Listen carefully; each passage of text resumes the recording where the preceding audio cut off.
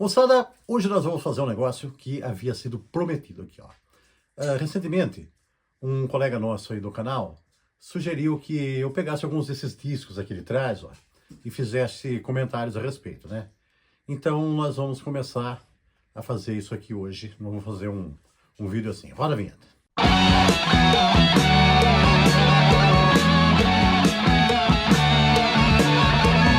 Saudações pesadas, moçada, o seu peso do dia chegando para pôr mais peso na sua vida.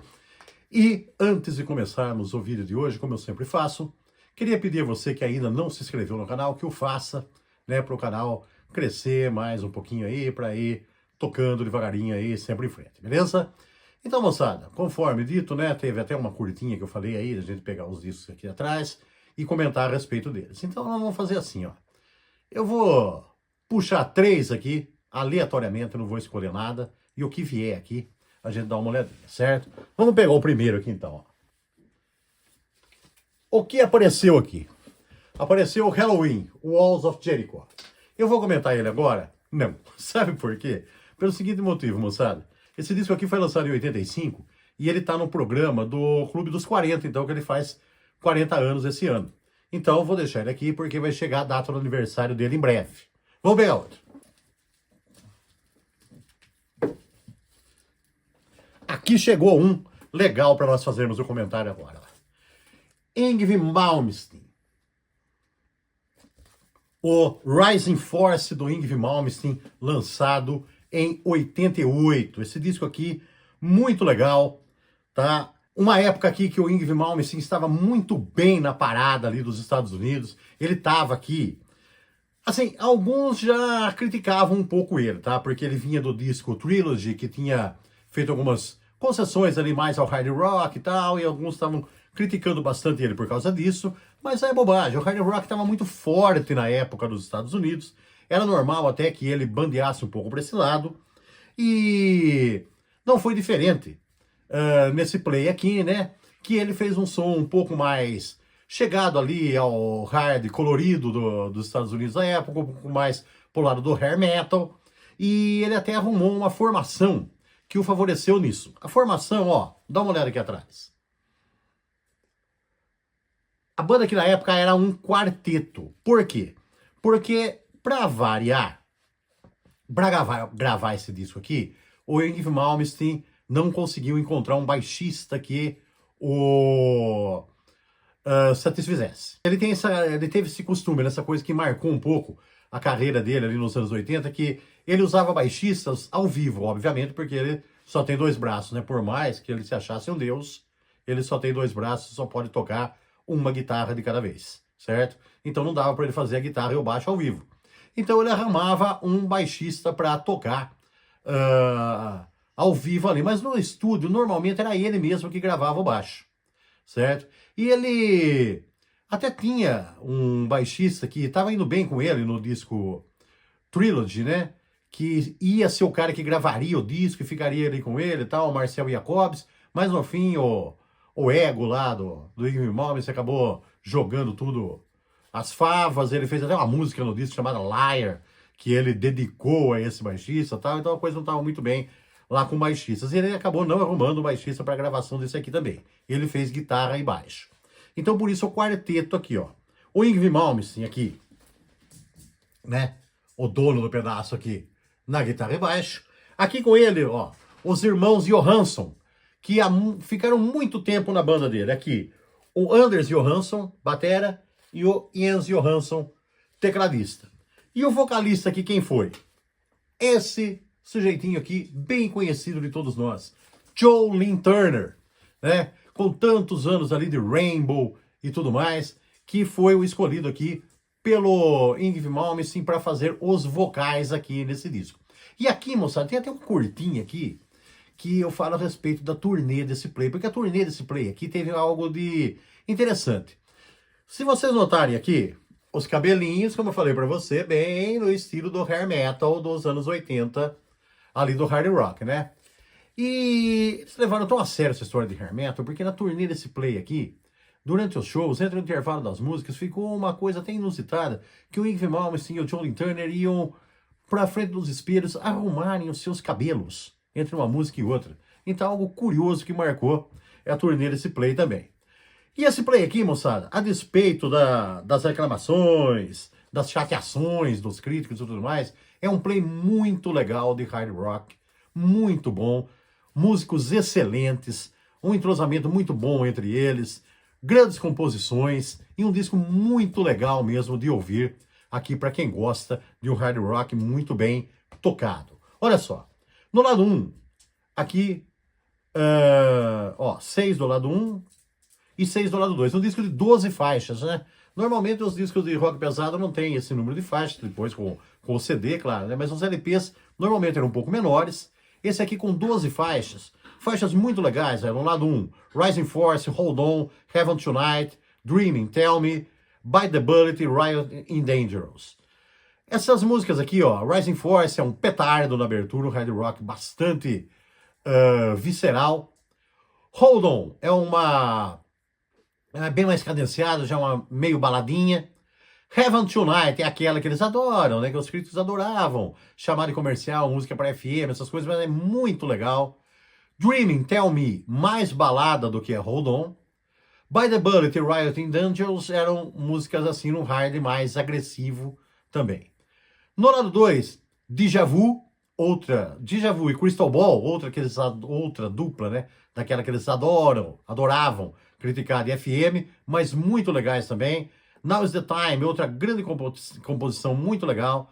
Faster Than the Speed of Light, como o próprio nome já diz, um pouco mais rápida. E Krakatoa e Memories, duas composições aqui mais singelas, que mostram Yngwie Malmsteen com toda a sua genialidade na guitarra, mas apesar dele tocar, que muita gente o criticava também, com aquela história de, né, que ele sempre colocava a sua capacidade técnica acima de tudo, e falavam que ele não tinha feeling e tudo mais, eu acho que ele era muito bom, sim, ele é muito bom.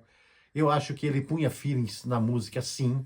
Ele gostava, sim, de mostrar o seu trabalho na guitarra, mas os outros músicos também apareciam, tá? O baixo aqui, tocado por ele, fantástico também, o baixo de todas as faixas. Jens Johansson, a dupla de irmãos, né, tecladista e baterista, Jens Johansson e Anders Johansson tinham seu espaço aqui também e o faziam muito bem. E o Joe Turner, um vocalista corretíssimo aqui, que coube muito bem no estilo.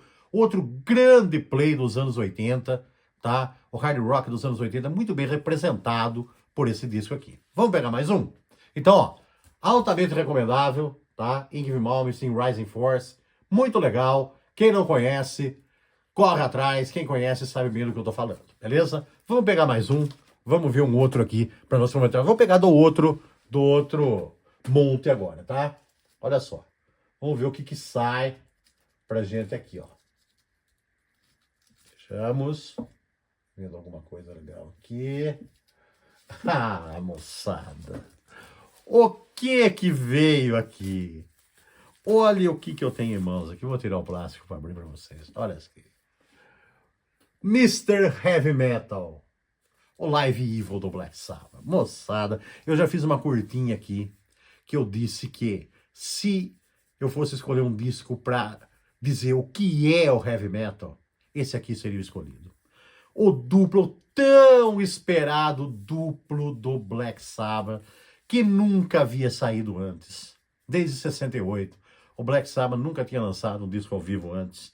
Lançou esse aqui em 82, com o Ronnie James Dio nos vocais. Esse disco aqui, inclusive, o Black Sabbath estava reunido a um trio, porque tinha os donos da bola, Tony Iommi e Geezer Butler, né, respectivamente na guitarra e no baixo, Ronnie James Dio nos vocais, e na bateria estava o Vinny Appice, né, que era um membro convidado, que havia tocado no Mob Rules, e tinha o Geoff Nichols também, o tecladista. Esse disco aqui é da turnê do Mob Rules, né, mas ele dá uma passada na carreira do Black Sabbath. E essa capa é muito legal. Essa capa, já começa a chamar a atenção pela capa, tá? Muito legal aqui, esse raio lá atrás, e em cima do mar. E sabe o que é legal? Que essa capa aqui, ela retrata o que tem no disco. Dá uma olhada aqui. Essa capa aqui, ela já começa a chamar a atenção, porque a capa retrata... Tem uma luz pegando nela aqui, eu vou colocar meio assim, tá? Ela retrata aqui o que tem em cada música. Dá uma olhadinha aqui, ó. Aqui você tem o anjo e o diabo, Heaven and Hell, tá? Uma figura aqui, tipo daqueles pigmeus lá das tribos africanas, ou centro-americanas, que pode ser o voodoo. Esse maluco com a camisa de força aqui tem tudo a ver com o paranoico, não? Da paranoide. Esse soldado de armadura com esta belíssima espada de luz aqui, ó, o Neon Knight, tá? O Cavaleiro de Neon. O War Pigs, esse simpático porquinho aqui, armado com uma metralhadora, né? Esta figura encapuzada, tá? Lembra da Black Shape Behind Me? O próprio Black Sabbath em pessoa. O Iron Man aqui atrás, certo? Chegando de barco aqui, as crianças do mar, os filhos do mar, Children of the Sea, e o feitor aqui de Mob Rules. Então, as leis da plebe aqui do lado. Então, claro, nem tem todas as faixas aqui, mas tem muita coisa legal. Um duplo ao vivo. Então, ó, olha só aqui, o vinil tinha isso de legal, né? Quando saía um duplo, você abria aqui a capa, tinha muita coisa, ó. Fotos do show, tá? Aqui, fotos dos membros. Esse disco foi gravado na turnê que os Estados Unidos, que os Black Sabbath fez para os Estados Unidos, em 3 cidades, San Antonio, Seattle e Dallas. E moçada, isso aqui é o heavy metal. Cara, que coisa. Esse duplo ao vivo do Black Sabbath. E ele aqui, ó, ele tem até uma coisinha. Porque, assim, os discos ao vivo, eles tendem a ser perfeitos, né? E nós sabemos que os shows nem sempre saem totalmente à perfeição. Às vezes tem algum probleminha, mas o pessoal conserta, sempre fez isso, sempre consertou no estúdio. Esse aqui, ele é inusitado até por isso, ele tem alguns errinhos que não foram consertados e que aparecem aqui e que deixam a coisa até mais ao vivo mesmo. Esse disco aqui também foi o disco da Discord, porque depois desse disco aqui, o Dio foi embora. Tem algumas lendas em cima. Alguns dizem que o Dio simplesmente saiu, outros dizem que o Dio foi mandado embora, porque tem aquela história lá que o Dio ia lá à noite, durante a mixagem, aumentava a voz dele, então a coisa estava tudo diferente no outro lado, no outro dia. Ele nega isso aí, né? Mas o Tony Iommi e Geezer Butler dizem que é verdade. De qualquer forma, infelizmente, depois disso aqui, o Dio foi embora, né? E ele que eu considero que foi o vocalista que mais se identificou com o Black Sabbath. E aqui ele fez um trabalho, cara, o trabalho da banda nesse disco aqui é... Eu não sei nem o que dizer, cara. Tony Iommi e Geezer Butler, conhecidíssimos, né? Mestres nos seus instrumentos, fantásticos. O Dio fez aqui, o que o Dio faz aos vocais ao vivo aqui é impressionante. E Vinny Appice e Geoff Nichols também não deixam a peteca cair. O Geoff Nichols é uma participação, assim, um pouco discreta, né? Não tinha tantos teclados assim aqui, embora eles tenham aparecido um pouco. O Vinny Appice arrebentou na bateria. Tem um solo de bateria aqui também, que é um negócio trovejante maravilhoso. As faixas. E 5150, abrindo o lado 1, a instrumental bem resumida, tá? Ela, um arremedo do que tem no Mob Rules, eles podiam ter explorado mais. Ela tá aqui em playback. Então essa aqui, a abertura não foi assim tão esplêndida, mas tudo bem. Segue Neon Knights. Neon Knights chega arrebentando, mas não deixa pedra sobre pedra. Que interpretação. Aí, a primeira aqui da fase do Ozzy, que são as que mais despertam curiosidade, né? As músicas da fase do Ozzy no vocal do Dio aqui. In I Be, com uma interpretação fantástica, um pouquinho mais acelerada. Aquela coisa visceral, maravilhosa do Black Sabbath. Children of the Sea, uma interpretação maravilhosa. E Voodoo, fechando esse primeiro lado aqui do disco também. A Voodoo foi alongada aqui, colocaram umas inovações, né? Algumas coisas a mais que eles colocaram na música aqui, que fez ela ficar um pouco maior. No lado 2, Black Sabbath, a faixa título, outra grande interpretação do Dio numa música do Ozzy, War Pigs e Iron Man. Moçada, demais. Demais. É na War Pigs que tem o solo de bateria. Depois entra Iron Man arrebentando. Cara, que sonzeira. Que sonzeira. No lado 3, Mob Rules, só 2 faixas. The Mob Rules, né? A faixa título do disco da turnê. E Heaven and Hell. Heaven and Hell aqui imensa, com muita improvisação, tá? Colocaram aqui, fizeram ela ficar muito grande. Assim, particularmente gostaria até que ele tivesse tocado conforme estava no disco. Mas ficou um negócio diferente e bastante legal também. Tem o solo de guitarra aqui do Tony Iommi no meio. Então, por isso, só 2 músicas aqui nesse lado 3. O lado 4 tem uma dobradinha aqui de The Sign of the Southern Cross e a continuação de Heaven and Hell. Uma aqui juntando com a outra. Segue Paranoid, Children of the Grave, numa outra grande versão, e fecha com Fluff, também em versão playback, assim como estava lá aí 5150. Fluff aqui também é uma pequena fração apenas dessa instrumental que tem originalmente no Saba Bloody Saba. Moçada, maravilhoso, maravilhoso, não tenho o que dizer. Qualquer coleção de heavy metal tem que ter esse play aqui, tá? Então, olha, fale o que quiserem. Alguns falam que é mal gravado, alguns falam que tinha defeito, tá? Ó, o defeito é o Black Sabbath ter demorado tanto para lançar, mas eu acho que nem foi defeito, porque quando veio, foi demais, tá? Isso aqui é arrasador e tem que ter na coleção de qualquer headbanger que se preze. Vamos pegar mais um? Vamos lá, moçada. Vou pegar outro de baixo aqui, então. Vamos ver o que aparece. Olha aqui. Ah! Uma coisa legal aqui. Mais uma coisa do hard rock colorido aqui dos anos 80. O Skyscraper, aqui do David Roth. Ele jura que isso aqui é uma foto real. Que ele realmente fazia essas coisas de alpinismo aqui, ali na juventude dele. Não sei, tá? Isso aí eu vou deixar para vocês analisarem aí melhor o que vocês vão conseguir disso aqui. Olha só, moçada. A produção aqui, opulenta e tal, com um belo encarte, aqui com todas as letras, tá?